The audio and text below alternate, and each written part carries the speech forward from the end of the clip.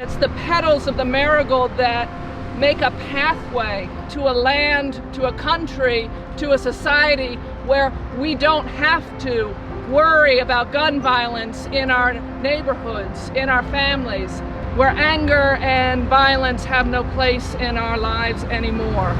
Trinity Episcopal Church dedicated a garden to our survivors of gun violence during Gun Violence Awareness Weekend, or as they call it, Wear Orange Weekend. At this event, clergy of the church blessed an orange marigold garden, and several survivors shared their stories, some of which are mothers who lost their children to gun violence. Probably was gunned down around the corner from my house, not even 5 minutes away. We got the phone call, and we actually thought the boy that he was with was playing games because they like to play all the time. But then he kept on calling my daughter phone back saying, no, he's serious, Poppy got shot. So we went around there, my son was laying on the ground.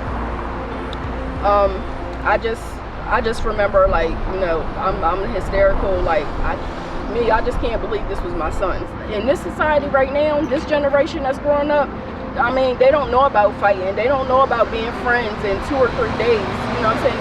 They have to kill each other. So it hurts me to see, like, every other mom, every other dad to go through what I've been through since 2015, what my family's been through, what Poppy's friends have been through, because when I ride through the block that he used to hang on 24th and Tatnall, it's so different now. I used to think I wasn't gonna be able to get through it, but with all the support that's out here that I've gained since 2015, I'm here, and I'm still living, and I'm still being a voice for Poppy and other moms, other dads that are ready to be out here to talk. So as of today is 2,223 days, which equals 6 years and 24 days that Eddie's been gone, and his case has not been solved. So it's now a cold case. They do have a person of interest, however, they do not have enough evidence to convict. Eddie was coming home with his 2 older children, and he was, I don't know, he was coming home with his 2 older children and taking his daughter to karate practice, and somebody just shot him in front of his 2 kids.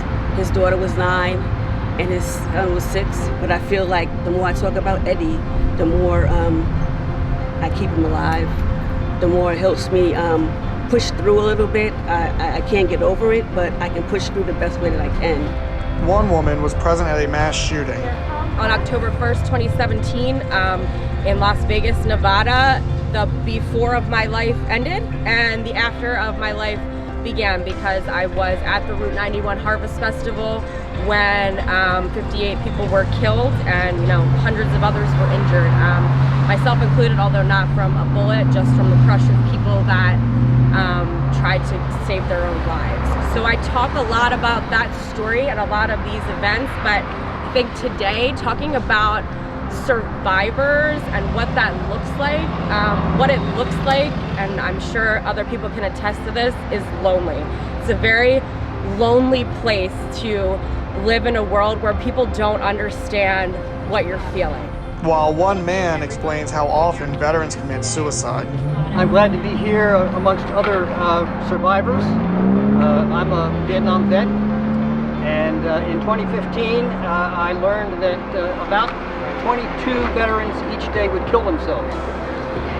And the main means by which veterans kill themselves is the gun. Veterans are familiar with guns, and guns are a very efficient way to commit suicide.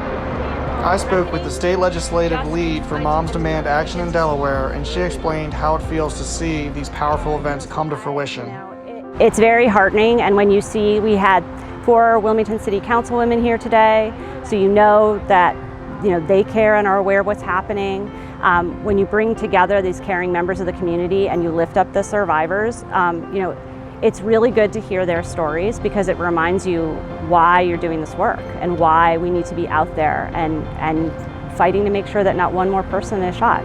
And I think events like this really remind you of that. Reporting for WITN, this is Kyle Bressler.